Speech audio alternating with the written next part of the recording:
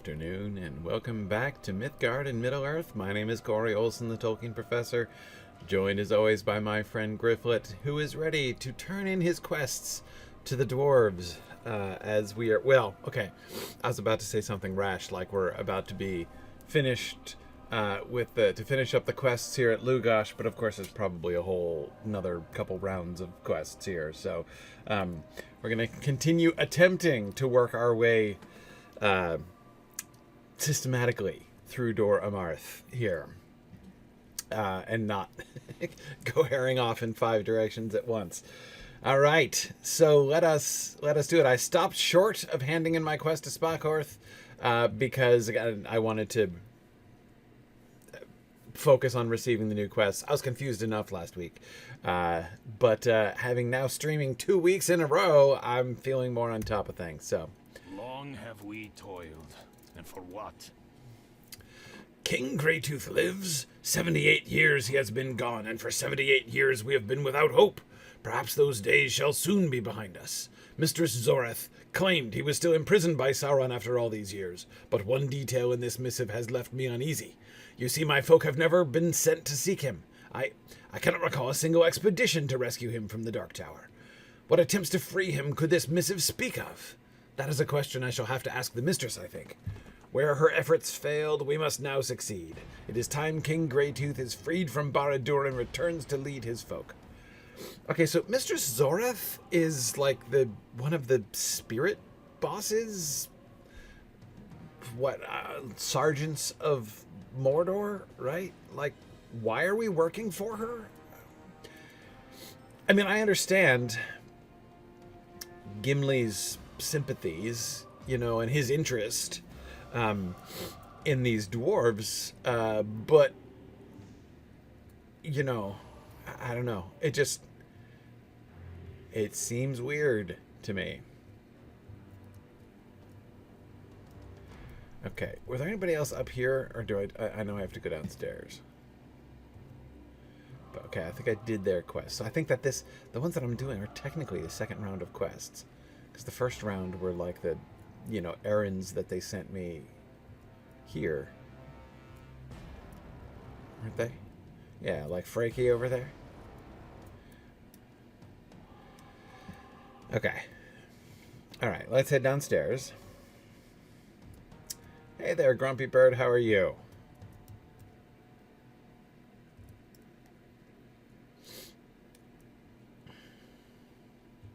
It feels like a very casual sort of transition, from like, hey, these like poor, oppressed, enslaved dwarves of Mordor, let's help them, which is like, okay, cool. But then, like, seamlessly, we're now suddenly working for one of the sergeants of Mordor or something close to it. And I'm like, what, how? Maybe we stop and ask some questions first, Gimli? This is no home for a dwarf. I'm handing you all the stuff. Yes, you're the one who gave me that most painful quest. Yes, these will do the trick. The Dark Lord's steel is a curious creation. It is light, yet sturdy, and I have come to believe it cannot be dulled by the passing of time. In the hands of any dwarf, I say, it still cannot match the beauty and strength of Mithril. Even so, it has no equal in Mordor. If our king should ever return, he shall bear a weapon worthy of his line, I swear it. I have never given up hope that the king lived, for he spared me Sauron's ire when the Dark Lord took him and the others away. To have him back again would be my greatest joy. I shall set my smiths to work at once. Okay. So, and now these dwarvish smiths are setting to work making weapons out of Morgul steel, and I'm sure that's fine. Right? I mean, I feel like, given the whole, like, premise of the Conquest of Mordor thing, we should maybe be asking some questions. I don't know. Okay. What is my quest status now? Let's check this out. Okay. Who am I missing? Shadow of Narclaw. Oh, right, that's the ghosty one. I might go do those next, since they're sort of next over before we get to Mount Doom. And of course the pages, of which I still... Have I found one? Yes, I did find one. Page 4. Okay. 1 down. 13 more to go. Okay.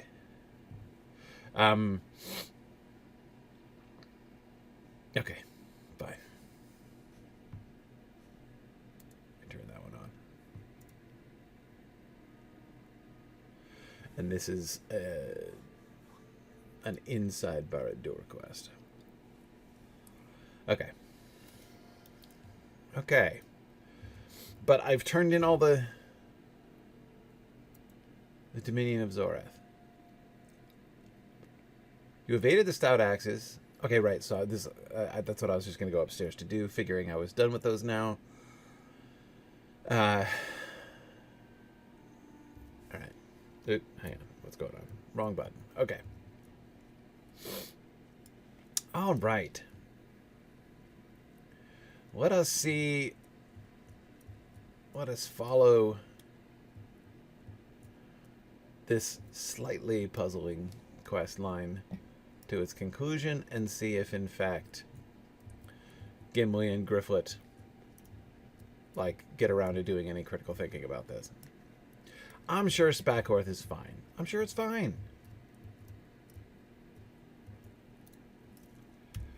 Sauron took everything from us. You have done well to aid my Then foe. he took Well, more. that's the question. Probably not. Probably we have done well. I mean, I'm sure it's fine. Hey, Sean, we're in Dor Amarth. Yeah, in Lûghash specifically.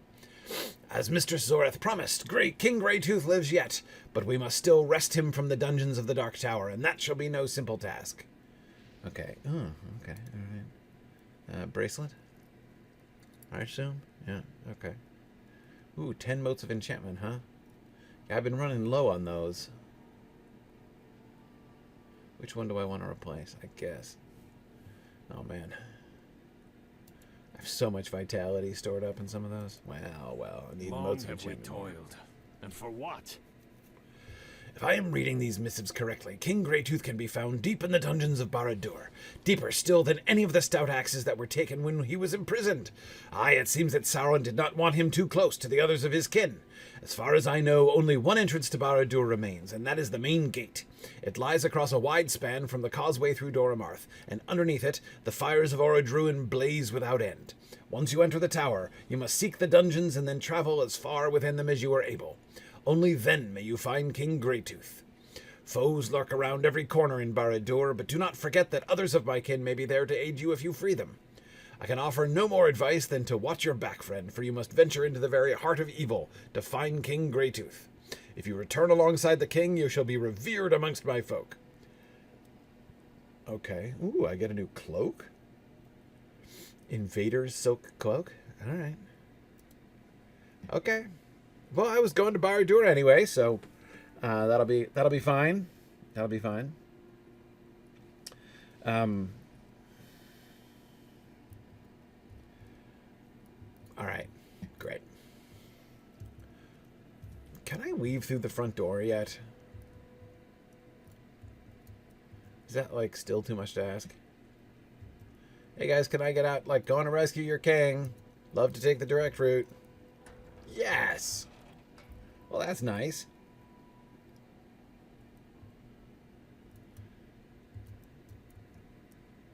Oh, no, wait. Where the heck? Oh. No, that's still the back door. Right, okay. Forgot. Yeah, that's right. Front door's downstairs. Okay, fine. All right. Okay, so we are going to enter Barad-dûr. Well, okay, but except I'm not going to enter Barad-dûr yet. The Legacy of Barad-dûr? Which one is that? Search rubble for lesser artifacts. Oh, right. More rubble piles? Okay. I think I'll do these next.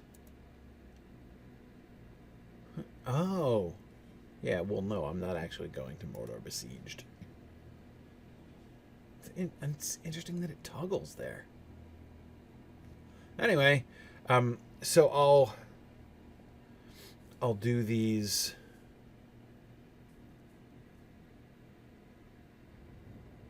Okay, the Whispers of Arid Lithui. Yeah. Treasures Forgotten is up there too? Which one is that? Seek out and confront Krassa-phûrsa. Okay, great. Yeah, why not? All right, second attempt to Warsteed down these stairs. It always goes well.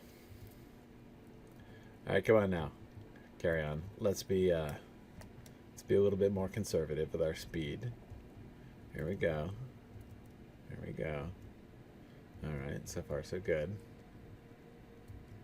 Coming up on where I see, it's hard not to speed up here. This is the temptation, you see. All right, you got this. Carry on. We're just trotting. Just a gentle trot. Okay, here comes the maneuver. Boom. Turn. Nope. Stop. Wrong way.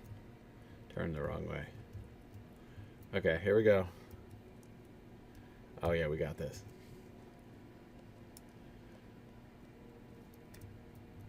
Okay. Oh wait, hang on. I didn't equip my that flash of purple reminds me. I gotta put my emotes on. That'll help a little. Okay. All right. Be on the lookout for more pages. Well, I am sure, hoping I'm gonna find some more pages in Barad-dûr. Right? If you can't find loose sheets of story pages littering the ground in Barad-dûr, where can you expect to find them? Right? We come to Barad-dûr looking for long-lost literary classics. Kind of reminds me of Lloyd Alexander, actually. You know, the lost treasures of, you know, the ancient past. Stolen by Aragorn, that sort of thing. Okay, I'm looking for the...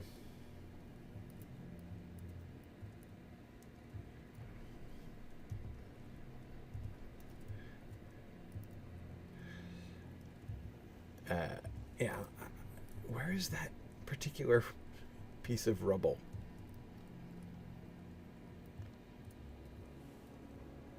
Oop, that's just, no, I'm going from bad to worse. Hang on a second. I was trying to turn that way. Oh, that's right. Okay, so it's up there. Which is where I'm going anyway. Vaguely. Okay. All right.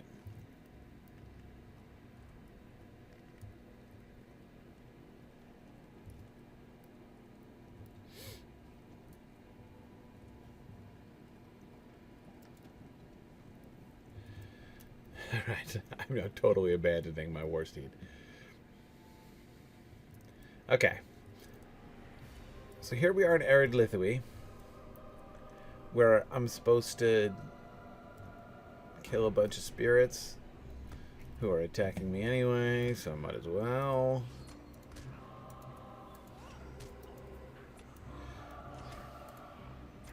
Yeah, you would think that you would need, like, different stealthing techniques in order to sneak past spirits. Oh, that looks like a pile of rubble.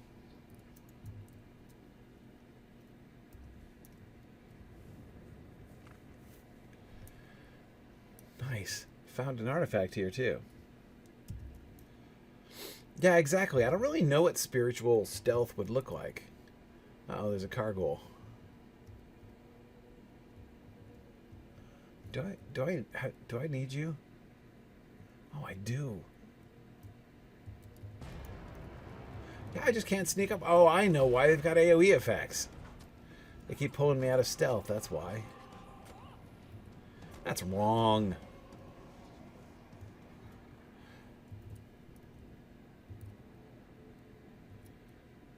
Do I need Grims too?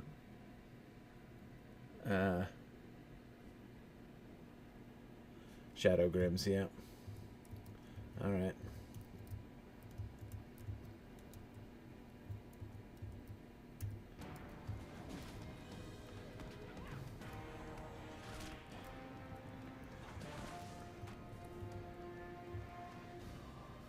I could sneak up and backstab the Grimms, though, which is a little bit odd because they don't, you know, have discernible backs of any kind, but it's alright. Don't mind. Okay.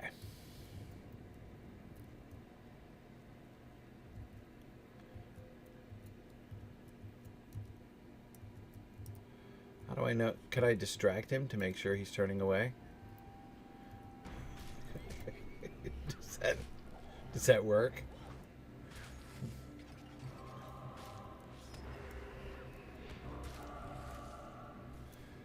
Alright. Good. I'm done with Shadow Grimms. I just need Fell Spirits and Wraiths. Okay. Let me go to a lore question. Okay. Let's see. Oh, who's that question from? That question was from JJ. Okay. Tolkien seemed to use the name Tom a lot. Bombadil, a troll, the hero of Sam's troll song. Do we know if there was some important Tom in Tolkien's life, or did he just really like the sound of that name? One thing, if you notice, the name Tom does get used a lot, but it's also kind of typecast, right? Think of all the people that you know who are named Tom in Tolkien, and they are, by and large, rural peasant figures. Like the dude in the troll song. Oh man, I was trying to like get him before I was totally unstealthed, but so I've just got to go around and like mini champion it around here.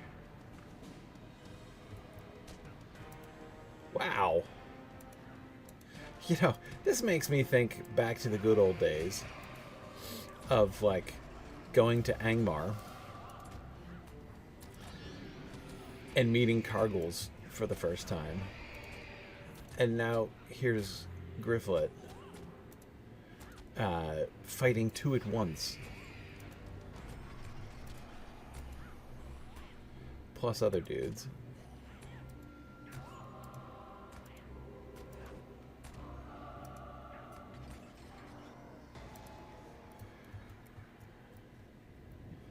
That was exciting.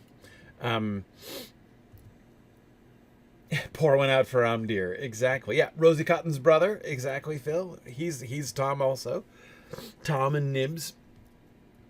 Tom the Troll. Tom Bombadil. Even. It's you know, a sort of yokel-ish name, it seems, in Tolkien's you know, vocabulary. And of course that's not like an insult, but it does seem to be, wait, there's a quest up there? Where? Oh, I have to click on the thing? The watching stone? Does it okay. Missed it. As you approach the stone does he have a ring over his head, like 80 feet up and I can't see? As you approach the stone statue, a fog quickly falls off from the arid Lithuania and surrounds you. Your eyes lose sight in the thick clouds, and you begin to sense emotions. They must be coming from the ominous carven stone before you. The stone is helpless, blind, and bound. Probably a good thing? Or in the mist you see a rune surrounded by anger. The stone is trapped. The mist suddenly disappears, and the stone is silent once again. Okay, hang on. All right. I'm sensing emotions. The stone is blind and bound and helpless. There is a rune surrounded by anger.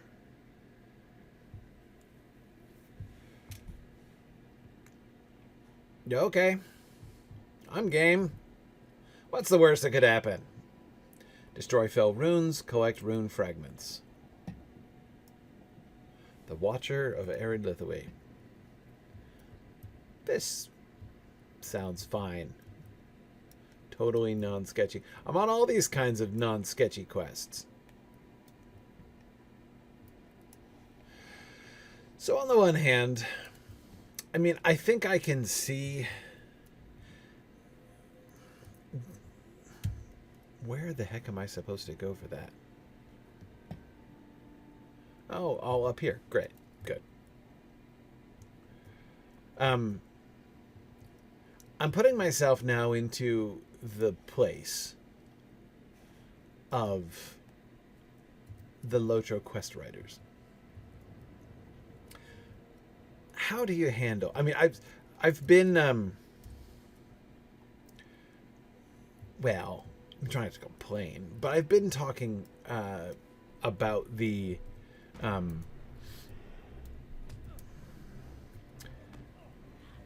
there's been a certain amount of awkwardness in the Mordor, in the whole Mordor quest line. Just awkwardness in the sense of, well, it's hard to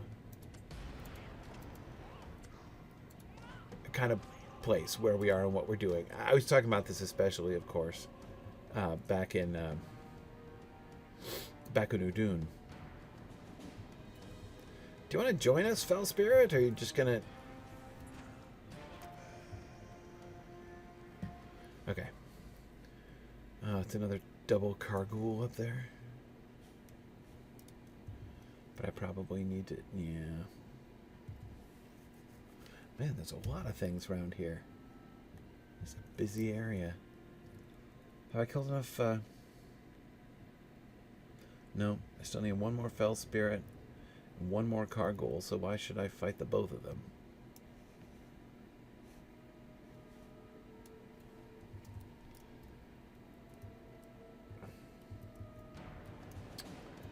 Because I have no choice, would be the answer.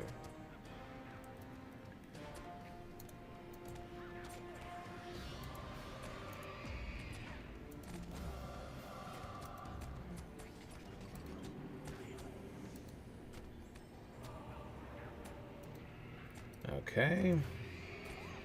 Well, there's 3 pages here in this area? Yes. That's a reason to fight all the Karguls. Oh, dear.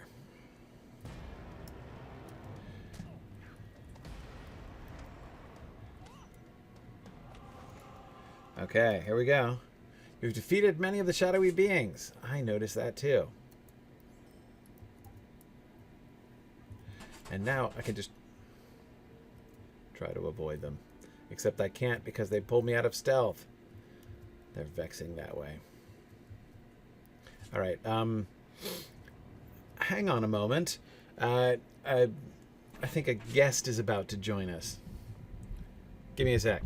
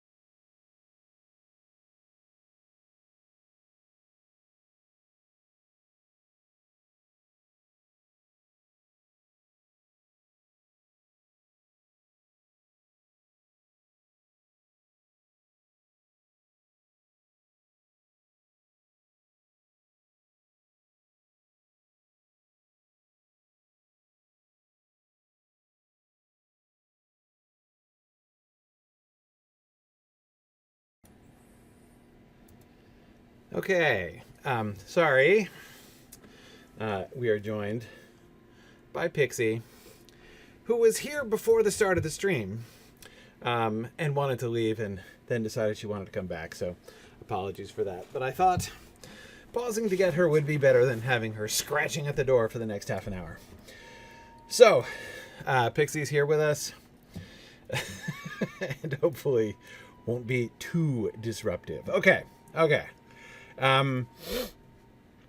So let's see. What do you think, Pix? Ooh, I see I stood in the right place so as not to get that guy. All right, we're going to keep exploring.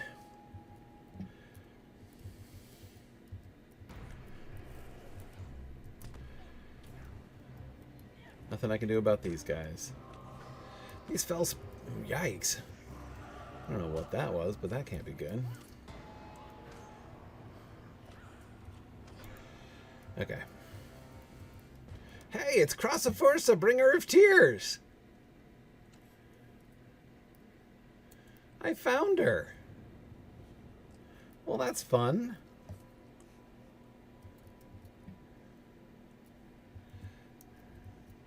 Can I sneak up on you? Oh, Krassa-phûrsa, bringer of tears? No. No, figures.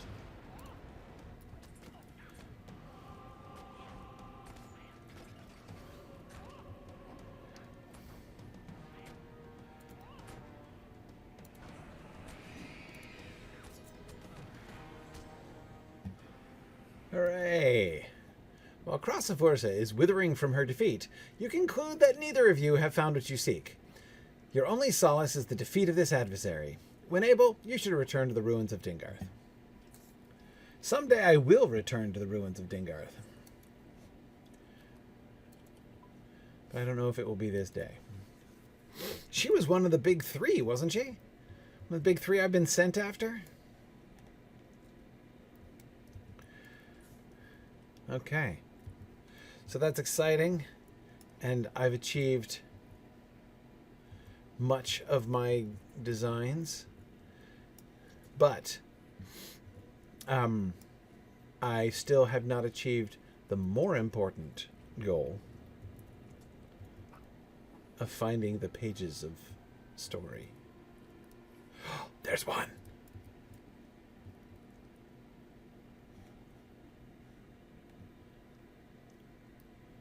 Okay. Oh, they're just gonna throw things at me? They're throwing spiritual snowballs in my direction? It's even ruder than usual.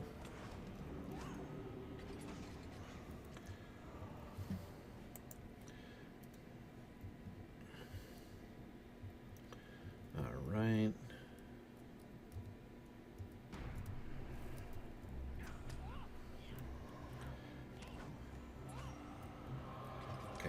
There's my shadowed page. The grim Southron, the high sorcerer of Harad, and the forsaken river where the Southrons named. Their rings are Juru, the herald of morning. Okay, great. Mebat, the mirth eater, and Kanto, the pain giver. The Mirth Eater is a pretty awesome title. But I don't like hearing them out of order. When they read them, when I find them in random order, it's like spoilers. I want to wait for the reading at the end. Oh yeah, sorry, I like the proper training. It's just a scholars thing. Okay. All right, so...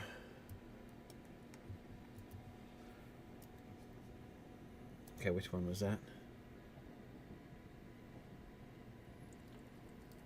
That was 11, looks like. Okay. Yeah, I can open the rusty small chests, but I'm trying not to be, you know, too acquisitive. I'm turning over a new burglarious leaf.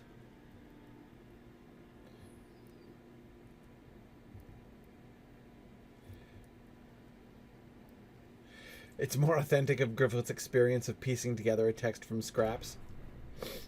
Yeah, see, that would be kind of fun. if I were to get them all and then have to figure out the order in which they go, like, that would be cool.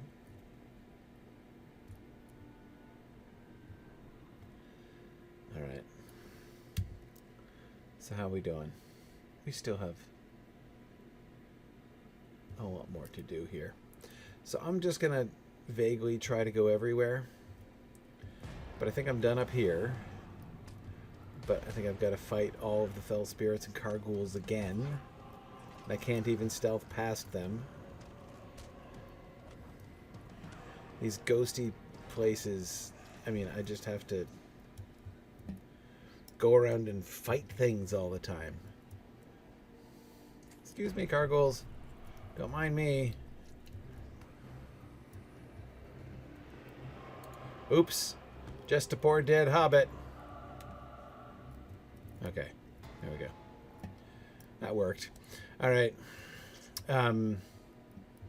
Fighting carghouls 2 at a time is fun and all, but seriously, I got things to do. Like, think more about the name Tom. So I think that he saw the name Tom as ancient rune fragment. You know, as simple, rustic, and English.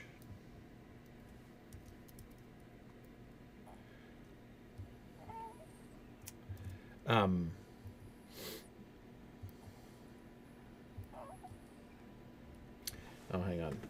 Somebody's like, hey, hang on, I'm not on camera anymore. Can we do something about this? Whoa. We're all tangled in my cords here, Pix. Okay. Alright. So, I can avoid the Shadow Grims at least. Generally.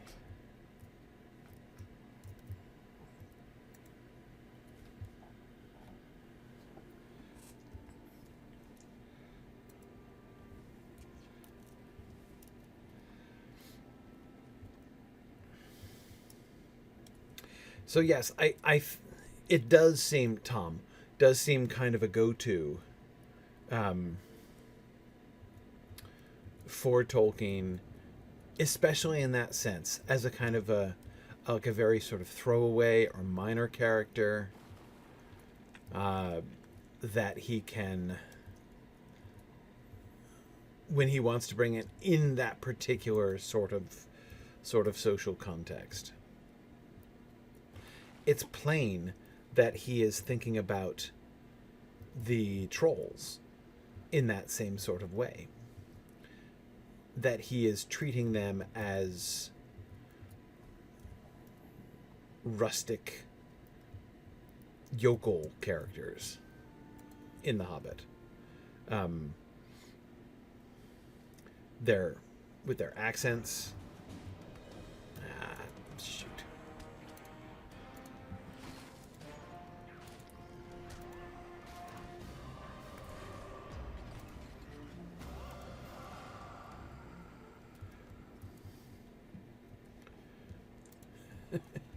Sorry, I'm still kind of laughing about the fact that Hobbit silence worked.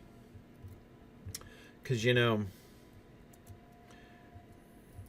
the spirits can feel my presence, and so therefore I can't stealth past them, because even when I'm sneaking very effectively, they can still, you know, sense my presence. But I can play dead, and they buy that instantly.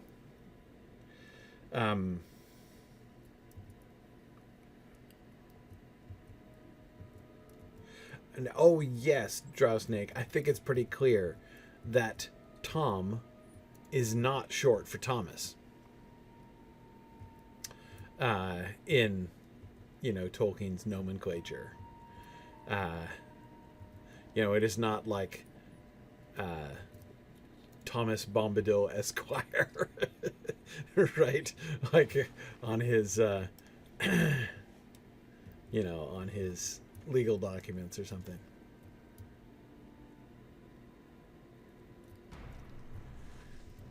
The Shadow Grim is just determined to be as annoying as possible.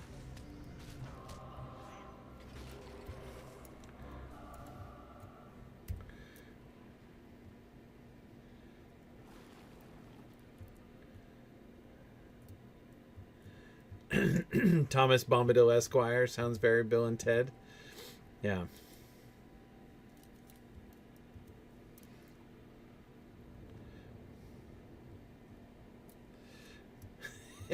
What does Tom Bombadil's mom say to him when she's really mad? Does he have a middle name? I don't know. I wonder if Tom Bombadil has a mom, but if he did, I don't think I would want to see her when she was angry.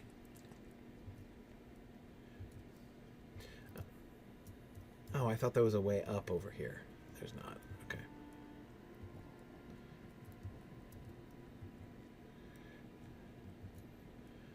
All right. I can never click on the ancient rune fragments. Maybe because they're one of the only things that's shorter than I am.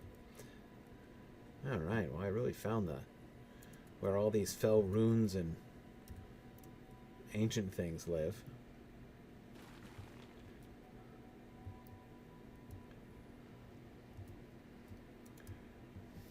So I don't really understand what's going on with these rune fragments. So we have these things just kind of sitting around. Some of them are fell, and I'm destroying the fell ones, which, you know, makes sense. You find a fell rune fragment, you destroy it. I mean, that's common sense, but is there anything over here? Is this just like the end of the plateau? Okay, so I finally come to the far eastern edge of Spookyville Plateau here. And I've still only found one shadowed page.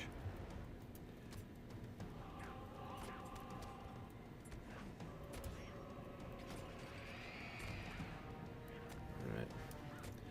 So I'm trusting there's another shadowed page up here, because this looks like a place where I would drop a shadowed page if I were whoever was dropping shadowed pages. Oh yeah, this looks good. Oh, come on, where is it?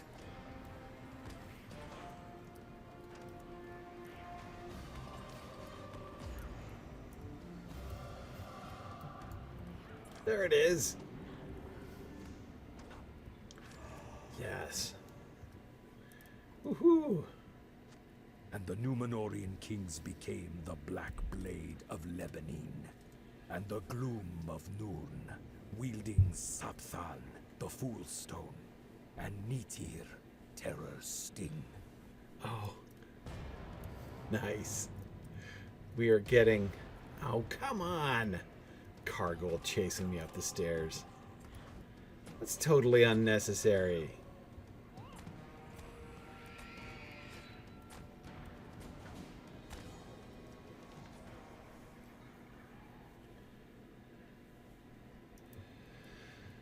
Okay. Is that it? Can't get through those doors. Okay, fine.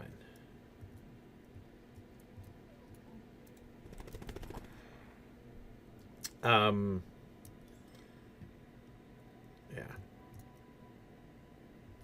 Oh, that's right. I gotta remember to get those out of my loot.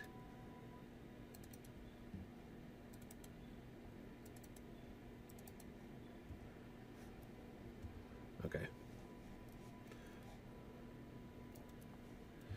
All right. So that was the second page. So we're going to hear about the origins of the Nazgul and how they got all their names and how cool the names of their weapons are also. Oh, how am I doing on the Watcher one? I still got 3 more fell runes and 1 more rune fragment, huh? Yeah, again, I don't fully understand... I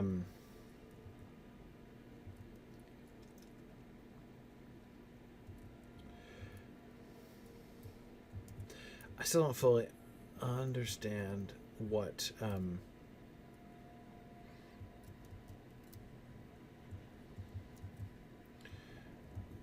going on with these runes. Like, I feel like there was sort of insufficient story. I was told that do you want to set this thing free? Yes or no? And then I'm like, okay, I guess. and then it's like, great, go find 12 of these and 18 of those, and that'll apparently do the trick. I would have liked a little bit more explanation. How do I know how it's enslaved? What do these runes have to do with it, as they seem to be scattered more or less haphazardly?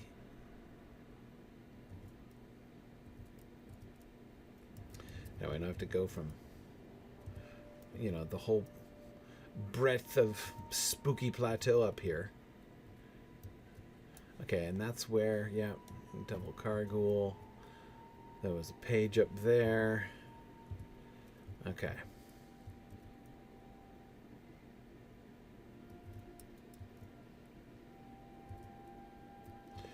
Is that the stone? Right up there?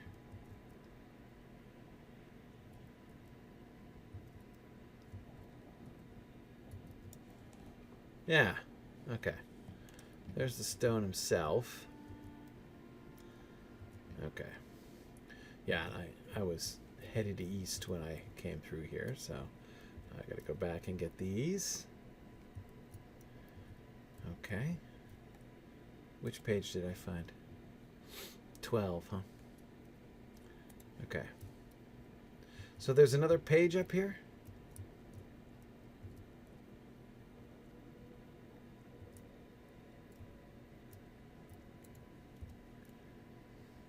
But yeah, these things just seem random, these runes.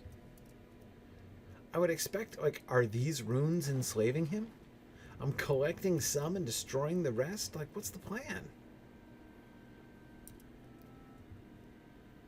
I don't really get it. I could see if they're, like, they were placed in a, you know, some sort of, like, a ring around him or something like that. And I were breaking the circle, but, like, what's... You're causing problems, Pixie. Okay. And now this Grim is causing problems. Got all kinds of problems here, Pix. I don't know what to do about it. You just insist on tangling yourself in this cord. Would you just not? Okay.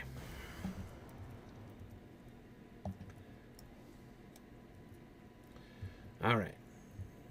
I think this is the original stairs that came up. Maybe. Oh, was that enough? Did I get them all? I did get them all. But the other question is, do I have all the pages? Because I'm not sure I do. Let me work my way. Darn it. Stupid fell spirit, this stupid radius. Let me go up here. Because I didn't search over here systematically when I first came up. Maybe I can just get away from that fell spirit. Better hope so, because I got a brace of Carghouls here.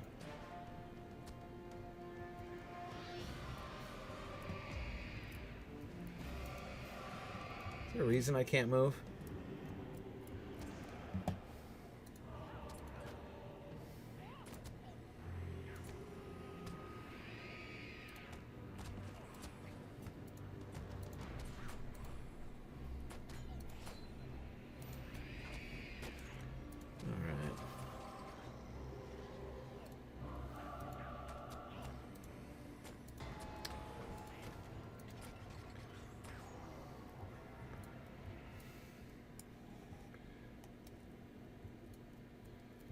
Okay, this is what I was looking for. This looks like prime page finding locations here.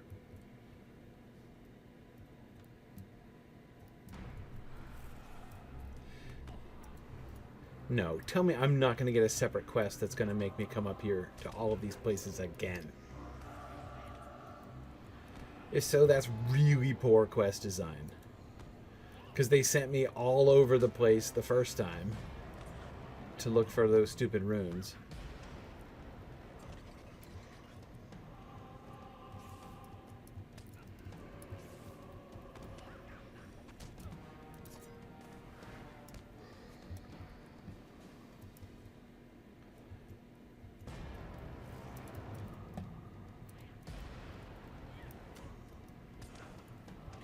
Yeah, really hoping that doesn't turn out to be the case, but, you know, whatever. Killing Kargouls and spirits the for... bane of Rún, the woe of Khand, and the cursed rider did the Easterling chieftains become. Their rings are Sakla, the cruel one, Adash, the foe-maker, and Urom, the warmonger.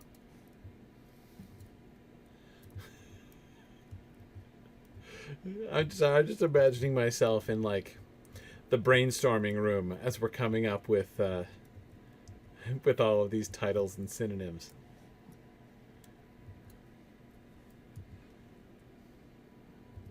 Okay. I found 3 pages. I've killed tons of ghostly things. I found lots of fairly arbitrary runes. And now I am returning to the spirit I know nothing about, that I am freeing because of a very vague impression I had.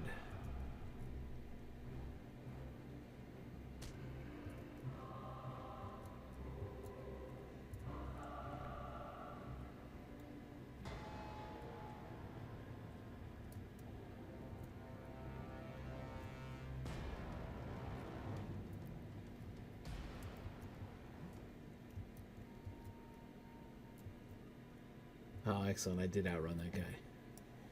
Okay.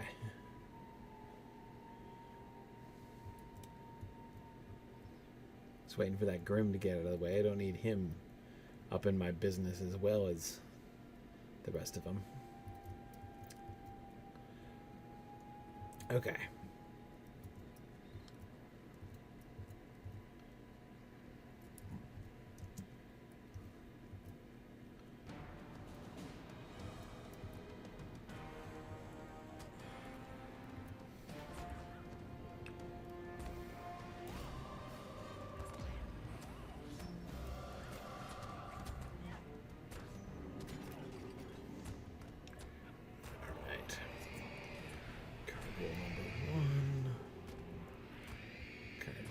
Two.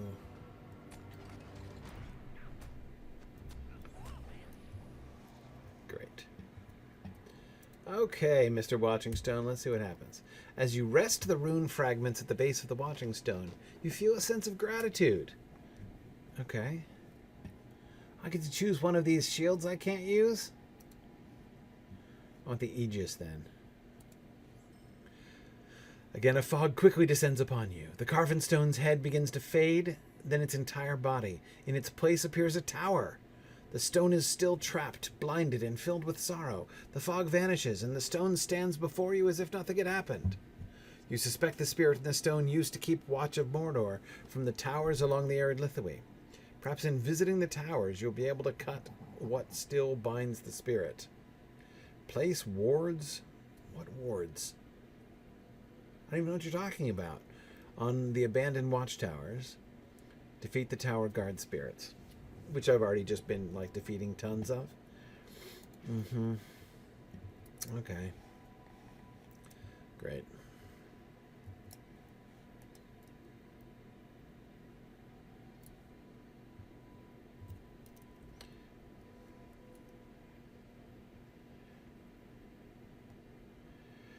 Okay. Drowsnake has a lore question. Good, I think I'm going to need one.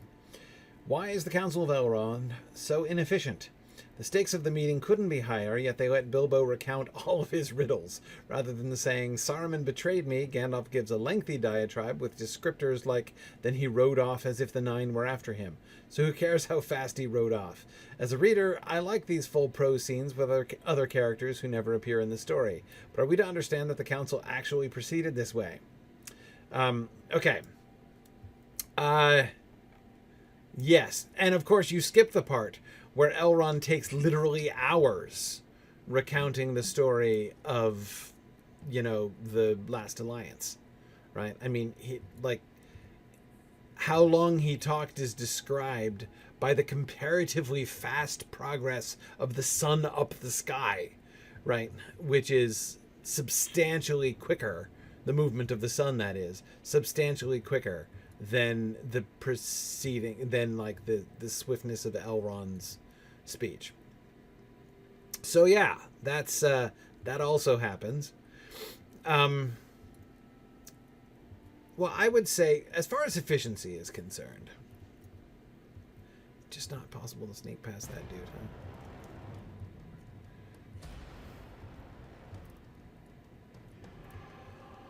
huh? Okay. As far as efficiency is concerned, I don't know. Brevity? I'm not sure there's any point in brevity. First of all, don't forget that although it's urgent, and in a sense they're in a hurry, they don't leave for a couple months after the council. So it's not quite I don't know, fair. Doesn't seem like it's not an issue of fairness exactly, but it's not quite. It's not really about efficiency in that sense. Nobody cares if the council takes all day, because also, again, they speak of urgency, but these are elves speaking of urgency, right? I mean, the pace of things is different. It's not like it has to be done by, Friday close of business or something like that. So it's a little bit the elvish thing, but it's not. I think it's more than that. I think it's urgent in the sense. I placed the ward there? I don't even know what I'm talking about. Ward of what? Who's warding what against whom? What's the ward and where did I get it? I mean, I'm reading all the text. I'm just not following that. Okay. At least I don't have to fight the two Kargouls both up and down the stairs.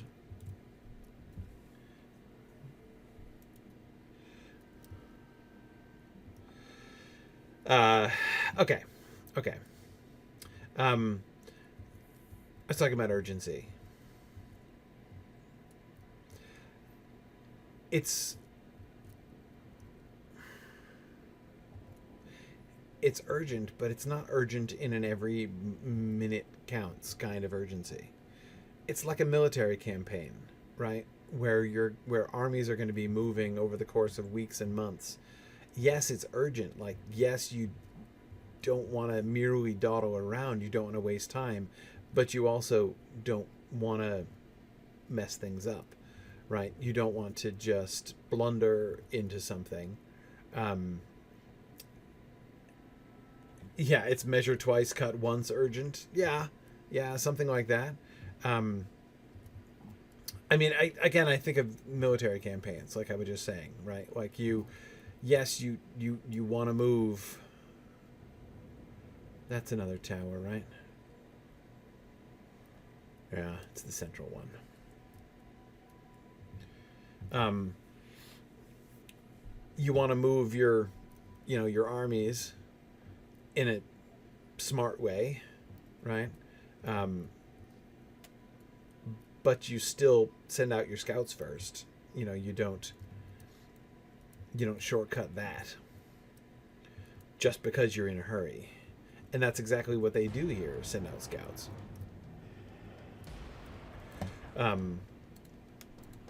That's why they sit around for weeks after the Council of Elrond is over. The other thing, as far as the inefficiency of the Council of Elrond itself, there is also...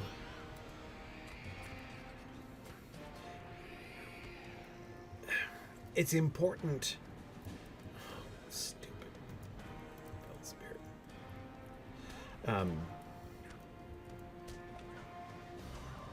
when they force you to go up stairs guarded by 2 Cargill and 4 fell spirits that you can't get around and you can't sneak past, it seems wholly unnecessary to add like an extra fell spirit doing a close circuit of those stairs as well. I mean, sorry. See, I'm spoiled because I've been playing a burglar so long that anytime I'm actually forced to fight my way through something, I feel like personally resentful. I'm so put upon. I'm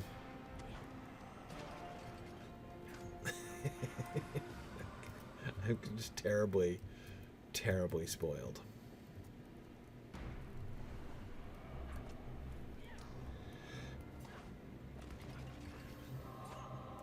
Oh, that was mean. Put down your AoE effect, not on where I'm standing now, but on where I want to be in order to place the rune.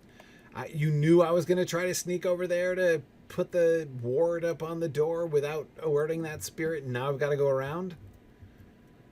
Jerk.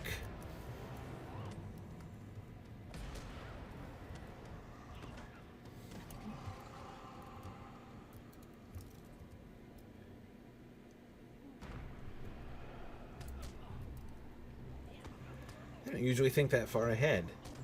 You know, in combat, that mob was like, no, I shall not do something that is advantageous to myself. I instead, like, while he's killing me, am going to place an AoE that will thwart his longer term goals. Like, that's a lot of forward thinking for that mob.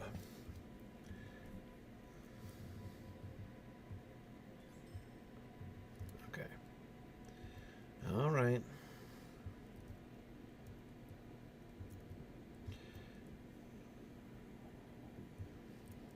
I triumphantly... Oh. Hi, Cargol. Want to go for a walk?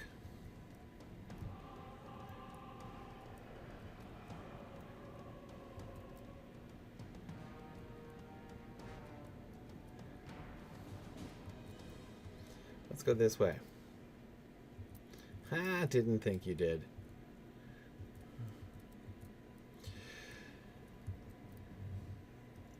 Yeah, anyway, as I was saying, at the Council of Elrond, we're told explicitly that there are many things that are told there that have never been revealed before. Things that we take for granted as readers, even, because we expect to be told them, or even in some cases have been told them already.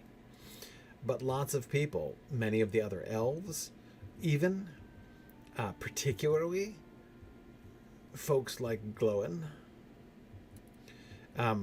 presumably Legolas, certainly Boromir, have never heard before. So it's tempting, you know, to kind of laugh at the idea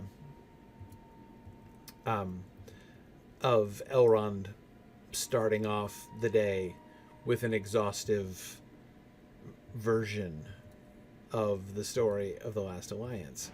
I mean, you know, even Tom Shippey makes jokes about that. You know, Tom Shippey has said that, you know, Elrond conducts the Council of Elrond like the worst department chair, like the worst kind of department chair, you know, who calls a critical meeting and says it's crucial that we have this discussion, and then spends the whole time talking himself. Like, I get it. Like, it's, first of all, it's funny. But the story of the Last Alliance, like, there are lots of people who didn't know the real story, who had never heard the full story, didn't know how it really happened. And Elrond felt that that was a crucial background. Like, he is supplying, like, everybody needs to understand the context here. What does it mean? So, hey, Sauron might come back. Is that a big, like, how big a deal is that? Exactly. There's so many things that we as readers tend to... What am I doing? Stealthing myself. totally useless. There's so many things that we as readers tend to assume everybody knows. And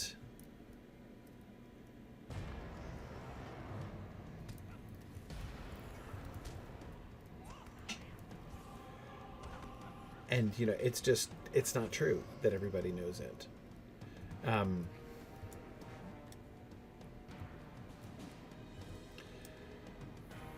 Anyway, so who is Sauron? What kind of a threat is Sauron? What did it cost to overthrow Sauron the first time?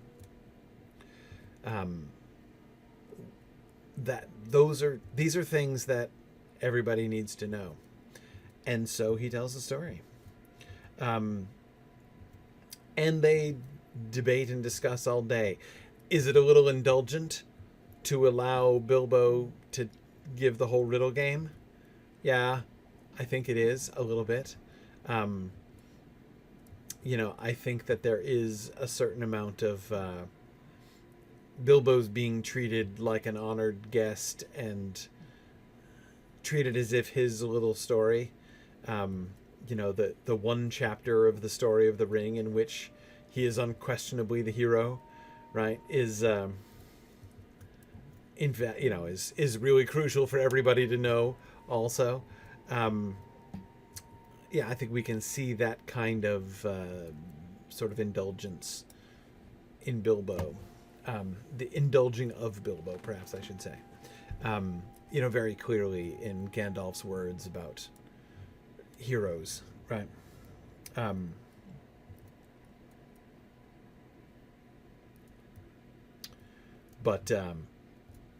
So anyway, so yeah, that's a little bit of an indulgence. But again, like, they didn't have anything else scheduled for that day. Like, they met for one day, then sat around for 6 weeks afterwards. Well, again, they weren't all sitting around. Some of them were out scouting. Well, the hobbits were sitting around, but yeah. Anyway,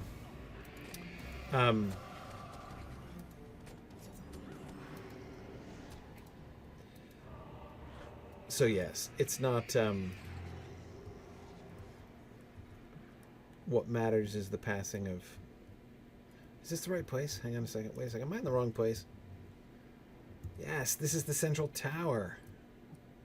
I'm sorry, Mr. Fell Spirit. Want to run with me? I went up the wrong set of stairs. I mistook it for the other set of stairs. Let's run. Yikes. What are you doing to me?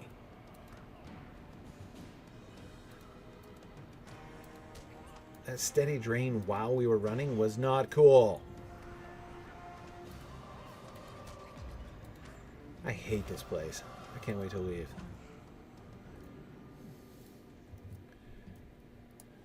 These spirits are the worst. Barad-dûr is going to be much nicer than this.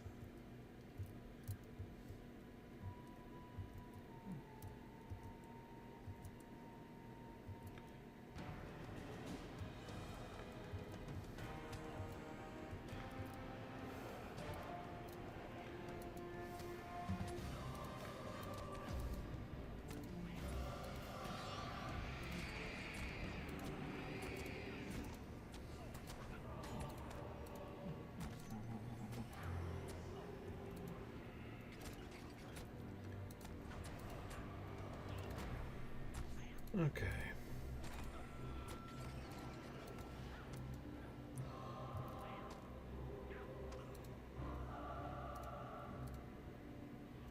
And now this guy's just going to hide from me to try to stretch out this delightful combat. Just a little bit further. Dork. Okay. Yikes. You feel a sense of accomplishment from the watching stone as you approach. A small, steady breeze emanates from the statue as you draw nearer. The breeze coming from the carven statue begins to intensify as dust blows into your face. The gratitude you felt from the watching stone has turned to spite. The stone's eyes begin to glow, and you think you see the stone begin to move slightly. Oh, it's the sudden but inevitable betrayal. The watching stone has tricked you in order to serve its own dark purpose. Oh no.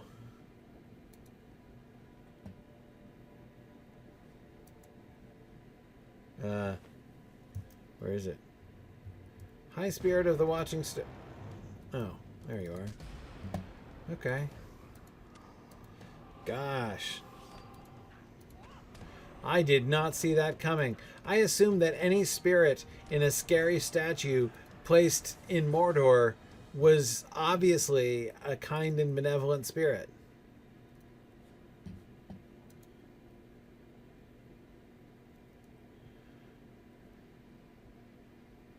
Okay.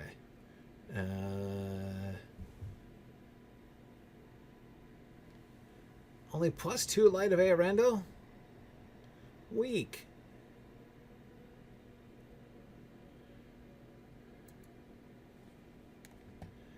No way, man. And your earrings are lame. Okay. A dreadful treachery. But look at that beautiful map with no quest rings on it. Oh, could I recommend it for... No. So, okay. All right, boss of a gym. Let me just let you know. I am not an expert. There are lots of people here who can give you far better advice than I can. What? That was kind of cool. Shadowy spiders.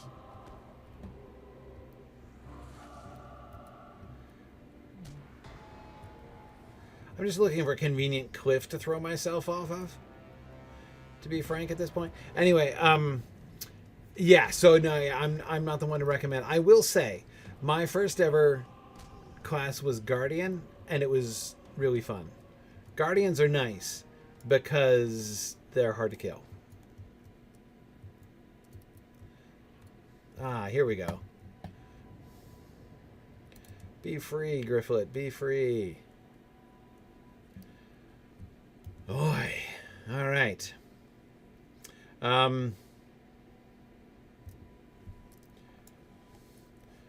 Good. Let's pretend that didn't happen.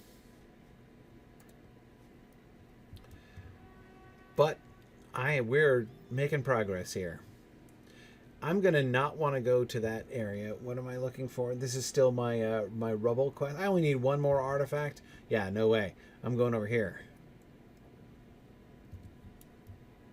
Can I ride straight east? Yes, I can. Let's do that. Okay. Let's see if we can finish up the rubble and then head into Barad-dûr. Oh, look at that. We're doing good for time. We're nearly done with Lûghash. Just have to find the king, you know. Down in Barad-dûr. We may get into, we certainly won't finish, but we may get into Barad-dûr today.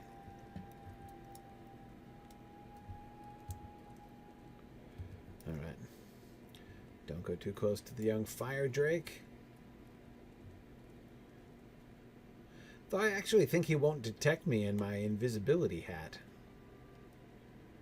Okay, Order of the Devoted. Why are they all here?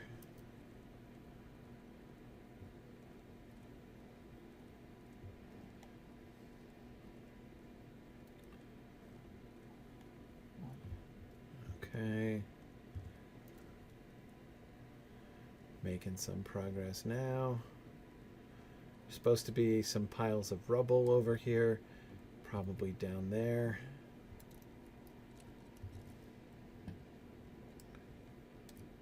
Yes. Indeed. Oh, look, it's a treasure cache, probably with no treasure in it.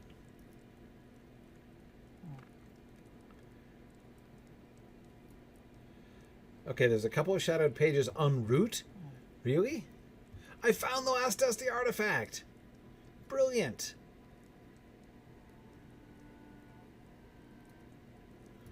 So, what does that get me?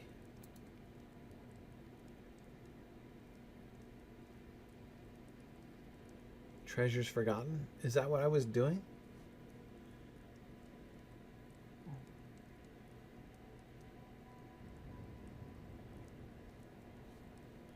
Hang on, I'm confused. Where did it go? Was it search for Sabakar? No.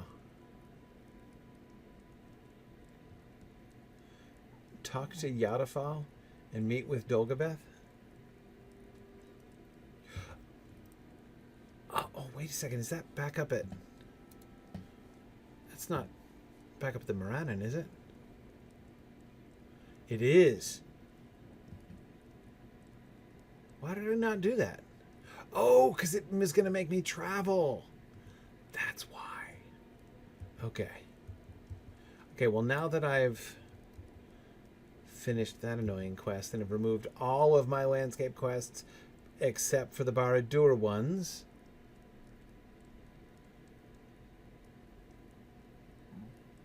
then, okay. Fine. Let's not get behind on the epic quest again. We learned our lesson.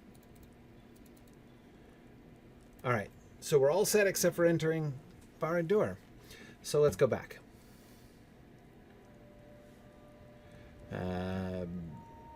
Milestone. Back to the ruins of Dingarth.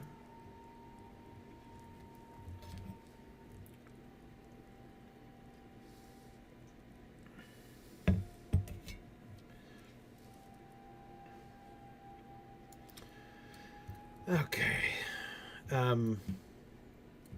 Do I want to talk to Lômazar? No, I'll go back. I'm not gonna, cause it's gonna send me back and forth. Do I want to talk to Lômazar? Yeah, I can't remember which quest the rubble searching was. Oh well. Do not make me regret this. I know not what Krassa-phûrsa seeks. As I stated, she is a mystery. I do not know the hills of Arid-Lithwi. I do know the hills of Arid-Lithwi are a place of shadow that no orc will set foot upon, yet no sane person would want to set foot there. It's annoying. There may be ancient, forgotten items there. Nah. If Krassa-phûrsa knew of something in the hills, it is remembered only by her. And now not anymore, because I've already killed her. Okay. She shall seek out... She shall bring no more tears. She has been thwarted.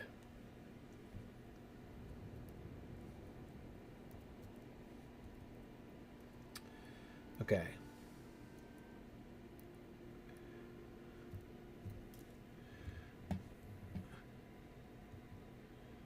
All right. Whatever.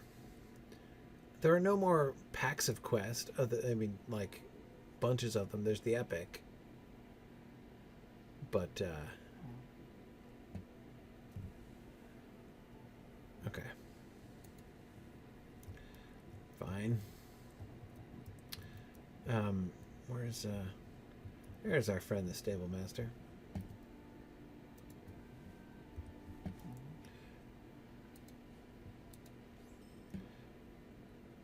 Okay.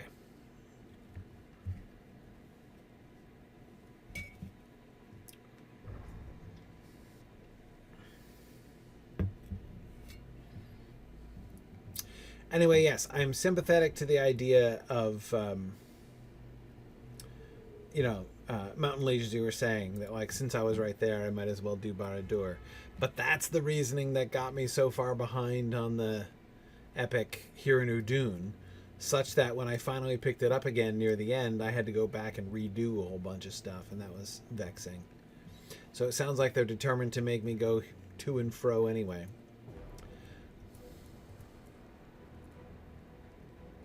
But yeah, leaving this guy and not doing his instance I know made sense at the time. I think I was running out of time in my stream that day, but still ended up taking myself way out back. Whatever. Doesn't matter. Let's do it now, and then we'll enter Barad-dûr. Because we'll see if this... Because I think that means, we're getting closer to the end of Dor Amarth. Everything seemed to be culminating there in the... culminating in the Barad-dûr quests. There's a lot. We're still further out here? No, you can't just be up in the Morannon like everybody else. You've got to be way out in the Slag Hills. Oh, here they are, finally.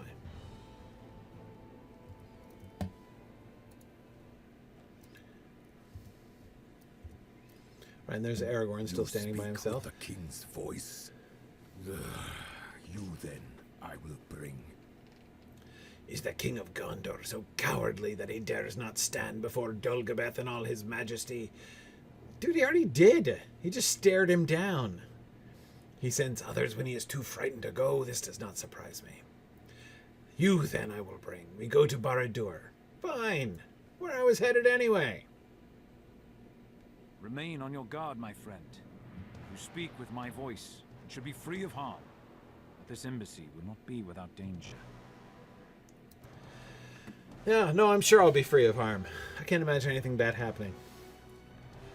Follow me, emissary of Gondor. You have a messenger's protection for now, but if you stray too far, it will go badly for you. Well, I can't promise if there are very interesting tapestries. Much of it fell when the Dark Lord was betrayed, but its bones still stand. I walk faster than you. Who but my master has the most right to Barad-dûr's secrets?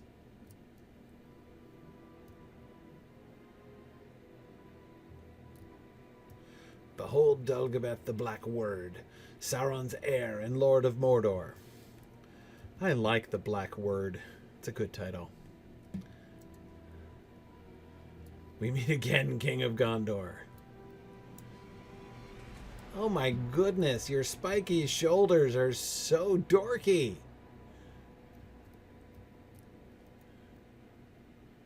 I can't even believe that. Seriously.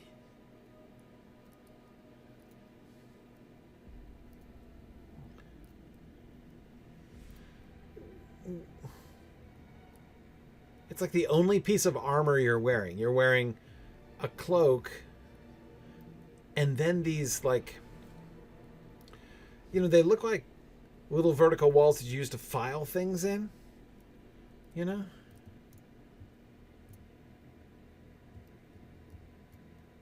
Wow. And your posture, dude.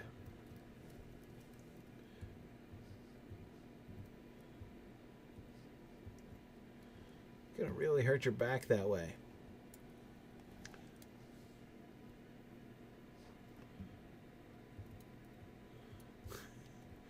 Your spiky horns.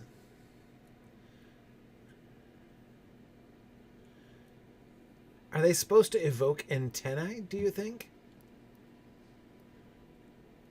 Wow. I've met a lot of bad guys in my day, Dulgabêth, but you are the dorkiest of them all. I care not for thy name or thy titles. Thou art not the king of Gondor. Thou art one of the imps from the Ratland of the Shire. Yeah, I heard you give that insult before, but I sought the king, not thee.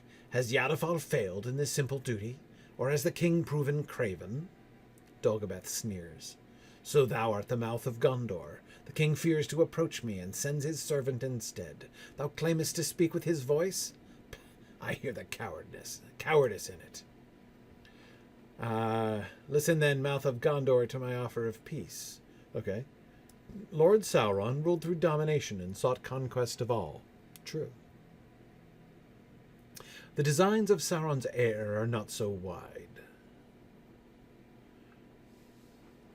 I desire only Mordor. Right. Nothing could go wrong from that. I will rule Mordor as sovereign. Okay. The King of Gondor will recognize my rule of this land. Why? In all things save the ordering of Mordor, I will be subservient to the wishes of thy king. Oh, you're going to swear fealty to him? Where are you going? This offer has a price, a small cost for what thy king will gain. Which is what? You've not explained that at all. There are one or two small matters that must be resolved. Yeah, but what will he gain? Why should he do this? The King of Gondor must help me put down these challenges to my rule. Oh, yeah. Others of the Gûrzyul are active in Mordor and must be slain. They cannot retain the artifacts and sorceries they stole from the Dark Lord. But we should let you do that. But you still haven't explained how this is in any way beneficial. There is another matter. Okay. The one who calls himself the Captain of the Pit, Ugrichor, has dispatched forces to Cirith Ungol. This tower is near to Gondor, and Ugrichor poses a threat to thy kingdom. Uh-huh. I want Gondor to destroy this detachment and Ugrichor who commands it. Okay. But why not destroy you also, again? If Gondor aids me in these matters, I will gladly rule Mordor in thy king's name. Why should the king appoint... And you're still not supporting your candidacy here. Let there be peace between thy kingdom and mine. Okay. I'm not sharing the vision here. I have given thee my offer, Mouth of Gondor. Now it is thy duty to present it to thy king. May he accept it with haste. He would be a fool to do otherwise. Yeah. Ah, no. That's such a tempting offer. You will return with me to the Black Gate, and you will relay my master's offer to the King of Gondor. I will then return with his acceptance. This could have been resolved more easily were your king not so craven. Is there anyone else up there we could talk to? Yeah, it's he didn't even try hard, Aragorn. What did the mouth of Sauron propose this time? I doubt the terms of his peace are any more acceptable than they were before the downfall of Sauron. You describe Dulgabêth's offer of peace, and Aragorn maintains a solemn expression while he listens to your account. When you have finished, a slight smile lightens his features. You would not think he was on the losing side of the conflict with these terms, would you? His master lost the war, and all we have to do is wrap up Sauron's land with a festive bow and gift it to his former servant? Actually, there is more than that. The mouth also wants us to help him put down the several challengers to his rule. Have any one sovereignty with less effort than this? I reject his terms, as you knew I would. I will not elevate any of Sauron's servants, whether they swear allegiance to my rule or not. Dulgabêth and the others like him were evil under Sauron, and they are evil now.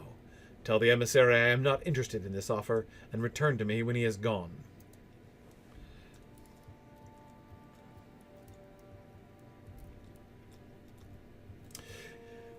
Yeah, so the Mouth of Sauron, of course, is the guy that they talk to outside the Black Gate. But you'll remember the other element of that was that the implication was that he, the Mouth of Sauron, was going to be appointed the ruler of the West. At least he thought that he was a good candidate for that position. He was going to be Sauron's, like puppet king who was going to rule Gondor. There's a certain kind of turnabout here. The King of Gondor is not only a coward, he is a fool as well. Okay. There is a world of delusion these people are living in. He has placed his own seal on the order of his death. Okay, which is going to be carried out how and by whom? It is no matter to me. Dulgabêth will remember this when he conquered all of Mordor, and when he has conquered, present perfect, and all of Mordor, and comes to Gondor to finish what Sauron had begun. Yeah, that's really the key thing, That again, as Aragorn recalls quite clearly, Sauron himself has failed, and now Dulgabêth thinks he can just scare Aragorn away? Dulgabêth has given us a weapon to use against him. That offer of peace may have been that offer of peace may have been unacceptable, but Dulgabêth revealed the matters about which he is concerned, and by doing so he has given us a valuable weapon to use against him. The weapon is information. I believe you learned 2 useful pieces of information from Dulgabêth. The first is this. The forces of Mordor are not unified, and they might be turned against one another. Indeed, they may already be doing so on their own, without our assistance. He seems most concerned about his rival, who sent forces to reinforce Cirith Ungol. This rival is the one he called Ugrachor, the captain of the pit, and I have heard tell of him before. He is cruel and without mercy, and it was he who promised the Thandrim of Durthond peace, and gave them slaughter instead. The second piece of information Dulgabêth unwittingly gave to us might not be as immediately useful, but still I want to learn what it signifies. He spoke of the Gurzul, and the name makes me uneasy for its evocation of the Nazgûl. The 9 are slain, destroyed alongside Sauron, and few could rival them in malice or power, but we should tread carefully near any reminder of them. I understand that Ayorzén the Wily refused my offer of a place in Gondor, and has been haunting the pass of Cirith Gorgor, just inside the Black Gate. See what he makes of the information we have learned, Gryfflet, and follow that knowledge where it leads. All right, let's talk to Ayorzén the Well-Informed.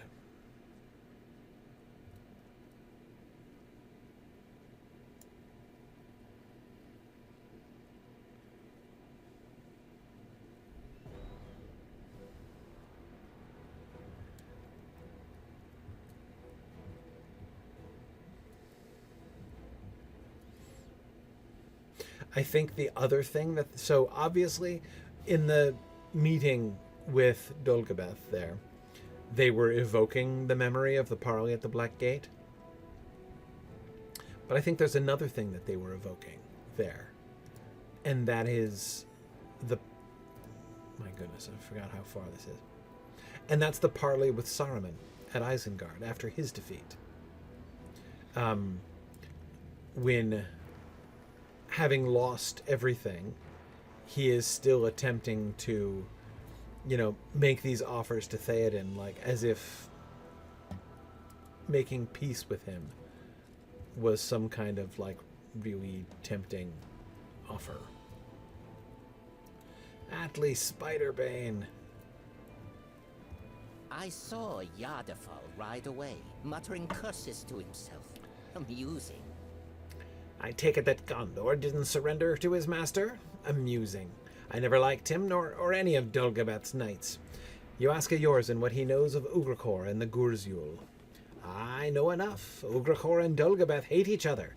If they spent less time quarreling between themselves and more time opposing Gondor, the war might have gone differently. They say that once long ago, Ugrachor plotted to ambush and murder Dulgabêth, and place the blame on Gondor. Sauron learned of it before the plan could be executed, and fed all of Ugrachor's servants to the fire. When he was the only one left, Sauron held him to the flames. The pain was to serve both as punishment and as a reminder not to plot against Sauron's chosen servant. It left Ugrachor scarred and twisted, on the outside as already he was on the inside. How do I know this? To this day, Ugrachor still speaks of it. While Sauron lived, the captain of the pit knew not to move against Dulgabêth, but now Sauron is gone. It cannot be long now before his simmering revenge comes to a boil, and one of them will die at the hands of the other. Or not. As for the Gurzul, I knew the name, but nothing more. Why don't you ask your wizard? Okay. Ayorzén the Ignorant. I leave the choice of path to you, my friend. I have just finished speaking of the Gurzul to Harthalín, as Ayorzén well knows. I will not repeat myself for the amusement of one such as he. Speak to Harthalín to learn what we know of them, which is admittedly quite little. I leave the choice of path to you.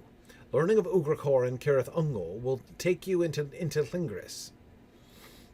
This dwarf, Atli, has designs on exploring Lingris, and he will accompany you there. I believe exploration of the Gurzul will require exploring to the south of Orodruin, in Talath Urui. Harthalín wishes to go there, and will accompany you thither. Follow both of these leads to their ends, and we will be well equipped to deal with Dulgabêth. Excellent. Okay, chapter 3.2, the Valley of Webs. 3.2, the second garrison in Lingris. 3.3, the Gurzul in Talath Urui. 3.3, the fate of the Stone Maiden. Okay, great. No.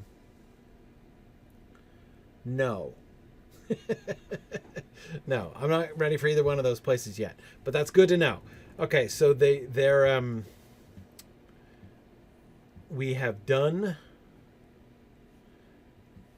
the epic quest line in Udun, the one that brought us to the Eyes and Mouth, and that was like the little dip into Barad-dûr that the epic line is going to give us, I guess. Then the epic is going to take us around Lingris and Talathurui, then presumably to Agarnaith, and then that's it. So we'll see where we go next, depending on where the Dor Amarth quests take us. If they give us a choice or if they vector us to one of the two areas. I think Lingris would be next, right? Probably. But yeah. And so when I'll remember to go, and you guys can help me remember, to go back and pick these quests up. I guess I might as well pick them up while I'm here. No real reason not to. Harthalín. We do not know very much about the Gorjul. Mithrandir spoke at length to me about the Gorjul, but much of what he had to say was speculation. They seem to have been black Númenóreans that swore to serve Sauron during the later years of the Second Age, before the last alliance of elves and men besieged Barad-dûr. Many were the cruel men who sought to serve the Dark Lord in those days, but few only won his favor. Mithrandir would not say how he came to know this, but he believed Sauron bled his favorites with the edge of Gulthauch, his prized Morgul knife. They need no longer fear the passage of time, for by this act they were made deathless. They are like to the Nazgûl, but lesser in power, and unlike those wraiths, they can be slain. There will be no returning from death for such as they. I understand you wish to add to our store of knowledge concerning the Gorjul. I will travel with you to Talathurui. Let us first find the settlement of Fushambal. Reports indicate that it is a lawless settlement on the southwestern side of Orodruin. Okay, meet you there. Atli Spider-bane, one of my oldest friends.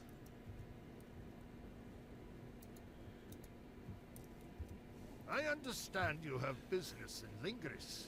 I do as well. Have we met before? You have a familiar face for a hobbit, but it's hard to say for certain.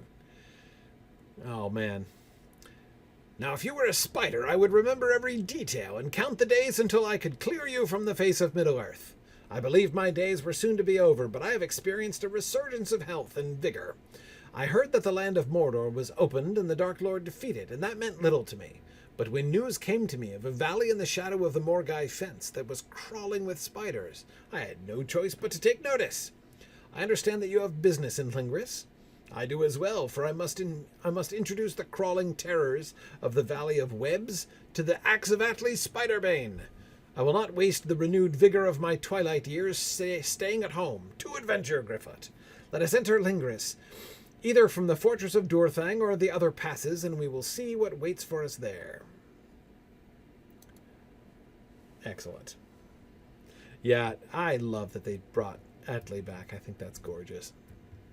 Okay, perfect. Perfect.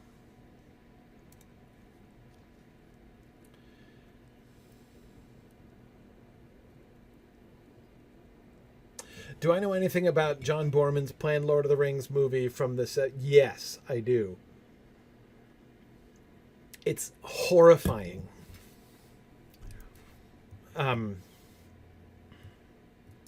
Horrifying. I can scarcely think of an adaptation that I am more glad did not get made than that one. One thing I can tell you, John Borman included a sex scene between Galadriel and Frodo. I'm not making this up. Paladin's Tavern, what was horrifying about the orc families in the Rings of Power? That was a really interesting moment. Like, the whole point that they were establishing there was they were showing the actual posture of orcs, the possibility of redemption. The Rings of Power has taken a really interesting stand on the orc problem. In fact, the same stand that Tolkien himself seems to have been working towards by the end of The Lord of the Rings. Tolkien realized that if orcs are derived from elves, they must have free will, and thus, freed from the domination of the Dark Lord, could, yikes, be redeemed. They couldn't just be evil murder bots if evil could not create real things on its own. If they were, in fact, corrupted elves, then they had to have the ability to make their own choices.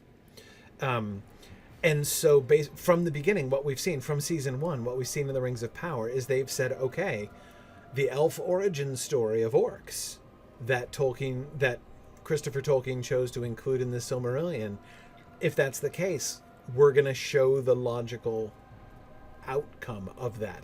The very logical outcome that made Tolkien uneasy about it. Tolkien rejected that story of orc origins for this reason, because he realized that there would have to be the possibility of orc redemption.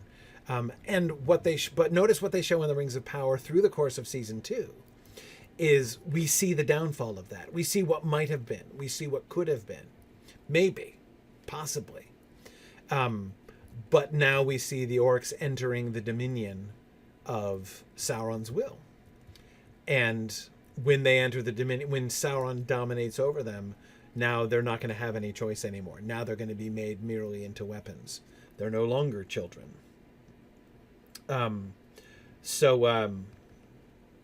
Yeah.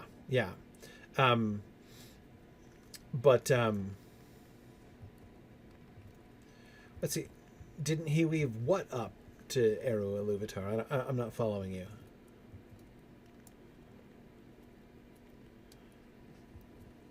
What happened to the orcs?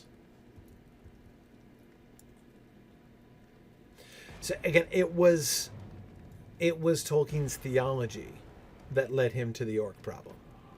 Absolutely his theology. Orcs were simple originally. They were just murder bots. They were created from slime and stone and hatred and anger, and had no souls and had no autonomy. But he realized that was not viable. They would only be puppets. They would just be exactly like he describes with the dwarves in the story of the creation of the dwarves, the Aule and Yavanna story in the published Silmarillion, also a very late story, a story that dates from the time when Tolkien was thinking about this. In fact, I believe that the story of Aule and Yavanna, the story of the invention of the beginning of the dwarves. Remember where Ilúvatar says to Aule that they would just stand, when he wasn't focusing on them and telling them what to do, they would just stand there idle like puppets. And is that what he wants, right? That is in fact a description of what Tolkien realized would have to be true of orcs. Given, unless Morgoth had the ability to give them independent minds and souls, which as he states in Aule and Yavanna, the Valar do not have the power and the authority to do. And this is what creates the orc problem, right? But since it's obviously not true of orcs, we know this because there's a long stretch of time in which orcs are not being actively dominated by Sauron or Morgoth, right? And they're still doing their thing, including procreating and having babies, presumably, as there are lots of them and increasing in numbers, right? So yeah, anyway, that's the fact that orcs procreate sexually is obvious and explicit. The fact that they have agency of their own independently is also clear. As you can see, as the Lord of the Rings goes on, Tolkien grants to orcs increasing independence of mind. Shagrat and Gorbag are the clearest illustration of this, as even are the orcs that we meet, the Trekker and the Fighter who fight that are overheard by Sam and Frodo. Yeah. Anyway, So anyway, it's this is the thing that the Rings of Power did.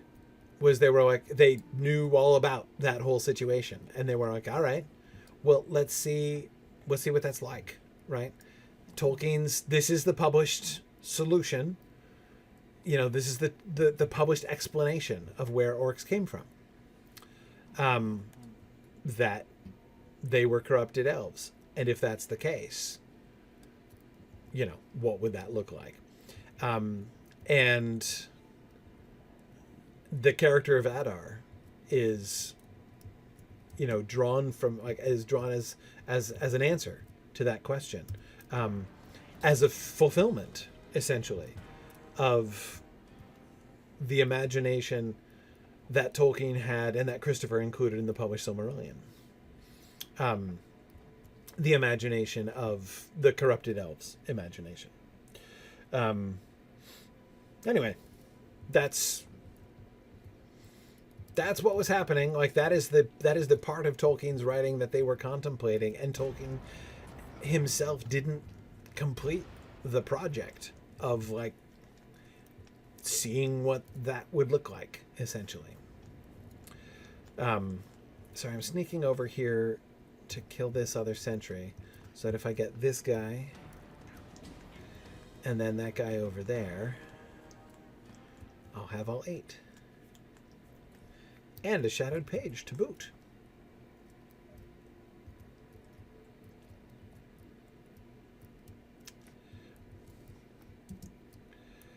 Anyway, yeah.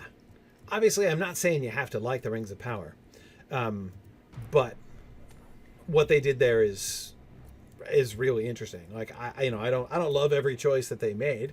I haven't loved every minute of the show. Of the ring, the 9 kings, but all upon their thrones were called hence. It's really interesting. To the Dark Tower, and lo, they were become wraiths and servants of my lord.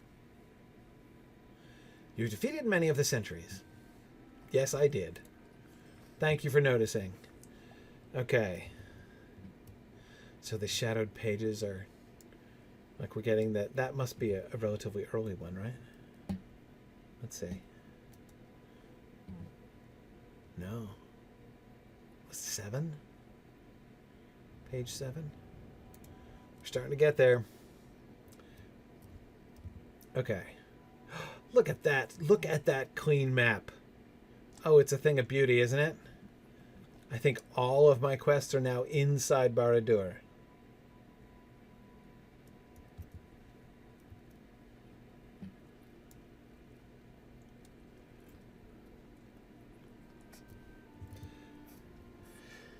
And we're out of time.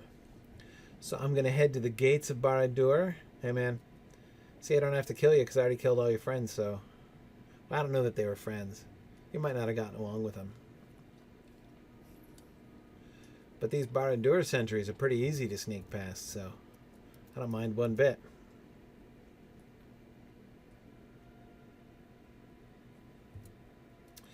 All right.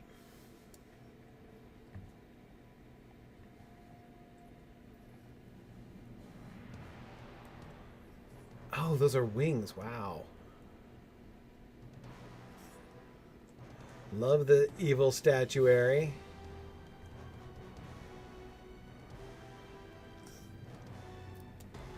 Oh, it's like in flight, emerging out of the wall. That's kind of fun. All right.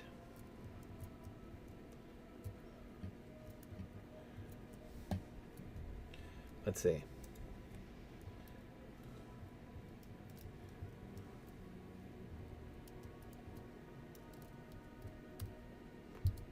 There we go. Photo op. Gryfflet at the gates of Barad-dûr. Here we are at the doors of the Dark Tower itself. I was just going to knock on the door of the Dark Tower, like Boromir recommended.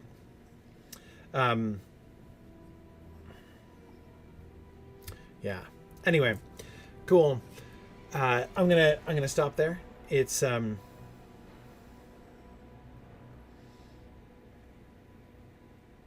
on a second. Oh, this is the Barad-dûr, you think, Drosnik?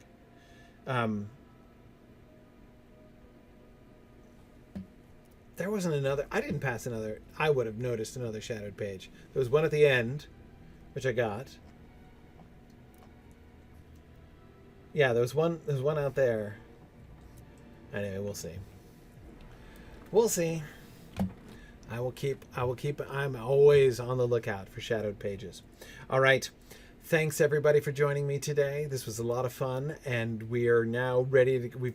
I think I finished everything else in Dor Amarth except for what's in Barad-dûr.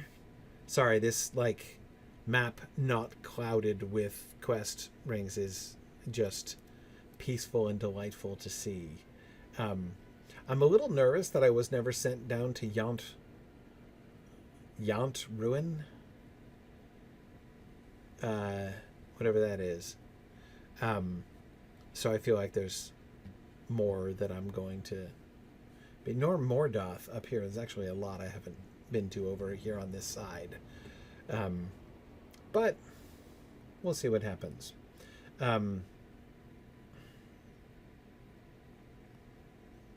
It's on the Agornith road. Yeah, well, it's on the road to Agornith for sure. So anyway, whatever. Okay. Thanks very much, everybody. I should see you guys next week. I should be here for a couple weeks. Then I'll be headed to Sunshine Moot in Florida on the 21st. So, but I should be here the next 2 weeks, I hope. All right. Thanks, everybody. Stay tuned for Druid's Fire and have a good weekend. Bye now. Thanks for joining in on my rambles around Standing Stone's brilliant digital adaptation of Tolkien's world. If you enjoy these adventures, please consider supporting this and other entertaining educational programming by donating at signumuniversity.org/fund.